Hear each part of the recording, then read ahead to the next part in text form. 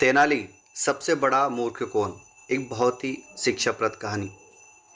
राजा कृष्णदेव राय को घोड़े बहुत पसंद थे और उनके पास राज्य के घोड़ों की नस्लों का सबसे अच्छा संग्रह था। खैर, एक दिन एक व्यापारी राजा के पास आया और उसे बताया कि वह अपने साथ अरब में सबसे अच्छी नस्ल का एक घोड़ा लाया है। उसने राजा को घोड़े का निरीक्षण करने के लिए बुलाया। राजा कृष्णदेव राय को घोड़ा बहुत पसंद आया, तो व्यापारी ने कहा कि राजा इसे खरीद सकते हैं और उसके पास अरब में इस तरह के दो और हैं जिन्हें लेने के लिए उसे वापस जाना पड़ेगा। राजा को घोड़े से इतना प्यार था कि वो उन दो घोड़ों को भी रखना चाहते थे। राजा ने घोड़ों के व्यापारी को 5,000 सोने के सिक्के एडवांस दे दिए और व्यापारी को जल्दी घोड़े लाने को कहा। व्यापारी ने कहा कि वो 2 दिन के अंदर लौट आएगा। 2 दिन 2 सप्ताह में बदल गए और 2 महीने हो गए, लेकिन राजा को व्यापारी और दोनों घोड़ों का कोई अता पता नहीं चला।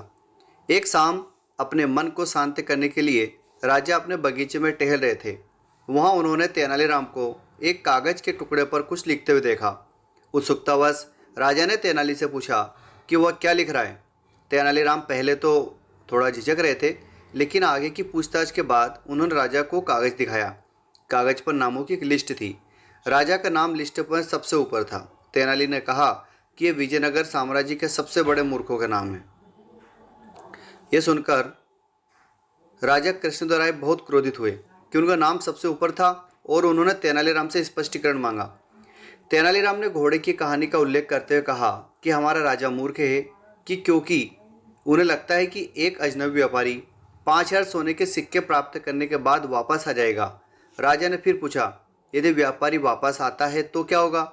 इसका जवाब देते हुए तेनालीराम ने कहा कि ऐसी स्थिति में वो व्यापारी सबसे बड़ा मूर्ख होगा और मैं उसका नाम इस लिस्ट में सबसे ऊपर रख दूंगा। कहानी से सीख, अजनबियों पर आंख मूंद कर विश्वास ना करें। कहानी कैसी लगी? कृपया चैनल को लाइक, शेयर और सब्सक्राइब जरूर करें। यहाँ तक देखने के लिए आपका बहुत बहुत धन्यवाद। Your friend RK।